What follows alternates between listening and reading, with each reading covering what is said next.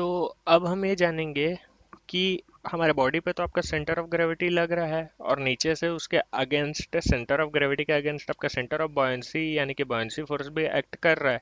तो यहाँ पर हमारे पास तीन प्रकार की सिचुएशन आती है।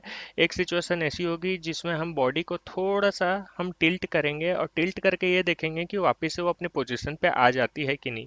अगर वो टिल्ट करने के बाद अगर वापस से अपने पुरानी पोजीशन पे आ जाती है, जैसे कि ये हमारा जो बॉडी आप देख सकते हो, इस बॉडी को आप देखो, इसको हम लोग राइट तरफ थोड़ा सा टिल्ट करेंगे और टिल्ट करने के बाद हम इसे छोड़ करके देखेंगे।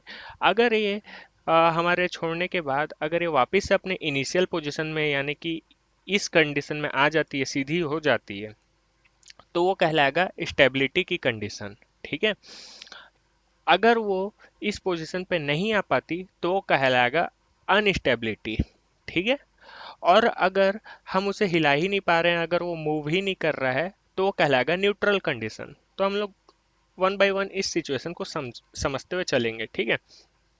तो सबसे पहले हम लोग समझेंगे स्टेबिलिटी की कंडीशन।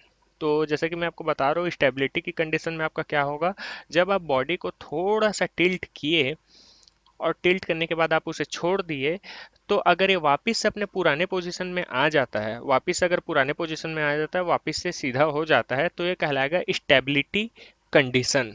ठीक है, ध्यान से सुनिए, ये कहलाएगा स्टेबिलिटी कंडीशन। ठीक है। तो ये तब होगा, स्टेबिलिटी की कंडीशन तब होगी जब सेंटर ऑफ बॉयंसी आपका सेंटर ऑफ ग्रेविटी के ऊपर शिफ्ट हो जाए। अब भाई ये कैसे होगा?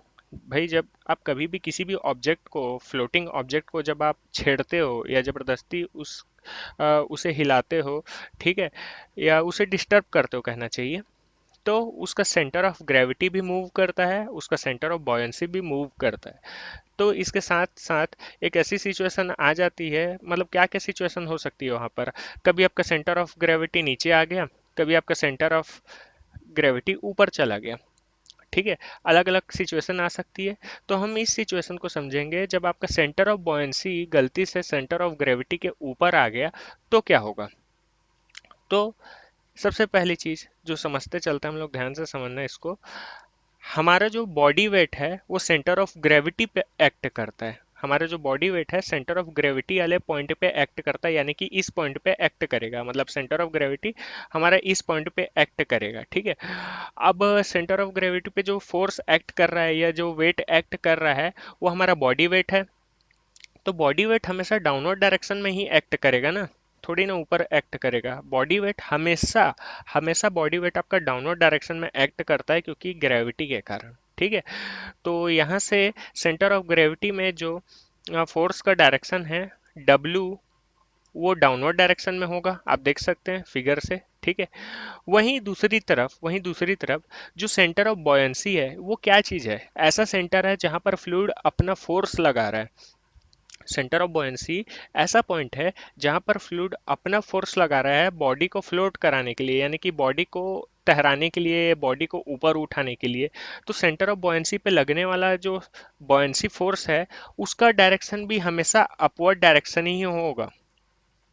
सेंटर ऑफ बॉयंसी फोर्स को अगर मैं F से शो करूँ तो इसका डायरेक्शन हमेशा ऊपर होगा। एक चीज मैं यहाँ पर क्लियर करना चाहता हूँ, आपका सेंटर ऑफ ग्रेविटी ऊपर हो चाहे नीचे हो, सेंटर ऑफ बॉयंसी ऊपर हो चाहे नीचे हो, या कोई भी कंडीशन आ जाए, सेंटर ऑफ ग्रेविटी में हमेशा W वेट नीचे पड़ेगा और जो सेंटर ऑफ बॉयंसी है उसमें आपका बॉयंसी फोर्स हमेशा ऊपर की तरफ एक्ट करेगा। ये हर कंडीशन में, चाहे हमारा सेंटर ऑफ बॉयंसी किसी भी तरफ हो, चाहे ऊपर हो चाहे नीचे हो, ये कंडीशंस हमेशा अप्लाई करेगी कि बॉयंसी फोर्स हमेशा ऊपर की ओर एक्ट करेगा और सेंटर ऑफ ग्रेविटी पे लगने वाला W वेट नीचे की तरफ एक्ट करेगा। ठीक है। अब हम इसे थोड़ा सा टिल्ट करके देखते हैं। जब हम इसे थोड़ा सा टिल्ट करके देखते हैं, तो अगर मैं दोनों पॉइंट को अगर मैं ग्रे लाइन से जोड़ करके दिखाऊं आपको, ग्रे लाइन से जोड़ करके दिखाऊं और वापस से मैं इस फोर्स को बना दूं, वापस से मैं अगर इस फोर्स को बना दूं, ठीक है, तो क्या होगा, ध्यान से देखते चलिए। सेंटर ऑफ बॉयंसी पे लगने वाला फोर्स था मेरा F, जो कि ऊपर की तरफ लग रहा था, जो कि ऊपर की तरफ लग रहा था।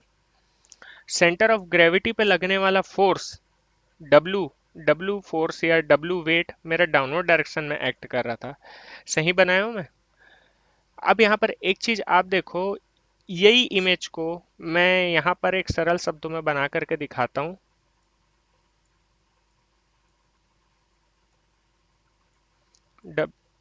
फोर्स एफ ऊपर, डब्ल्यू वेट नीचे, तो ये एक तरीके का कपल बन गया। ये एक तरीके का कपल बन गया।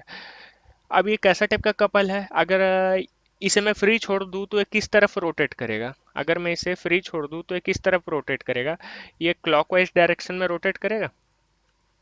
ये क्लॉकवाइज डायरेक्शन में रोटेट करेगा ना, ये वाला कपल क्लॉकवाइज डायरेक्शन में रोटेट करेगा, ये वाला कपल। ठीक है। अब क्लॉकवाइज डायरेक्शन में अगर ये कपल रोटेट करेगा, तो अगर ये क्लॉकवाइज डायरेक्शन में रोटेट करेगा तो मेरा बॉडी तो वापस इनिशियल पोजीशन पे आ जाएगा। मेरा बॉडी वापस इनिशियल पोजीशन पे आ जाएगा और वो बैलेंस हो जाएगा। इसका मतलब है ये था स्टेबिलिटी का कंडीशन। ठीक है।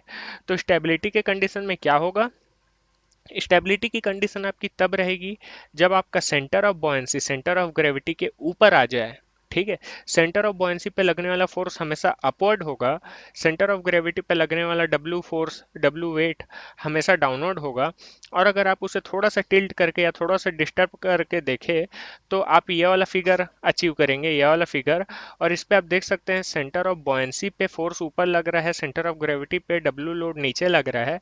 और अगर इस फोर्स को अगर आप रिजॉल्व करके कुछ इस तरीके से देखें तो आपको दिखेगा कि ये एक कपल बना रहा है जिसका डायरेक्शन है एंटी क्लॉकवाइज, मतलब घड़ी की उल्टी दिशा में। ठीक है, एंटी क्लॉकवाइज। अब ये एंटी क्लॉकवाइज जाएगा, इसका डायरेक्शन अगर ऐसा है बोल रहा हूँ मैं, इस डायरेक्शन में मूव करेगा तो वापस से अपने इनिशियल स्टेट में आ जाएगा जो कि ये वाला स्टेट है।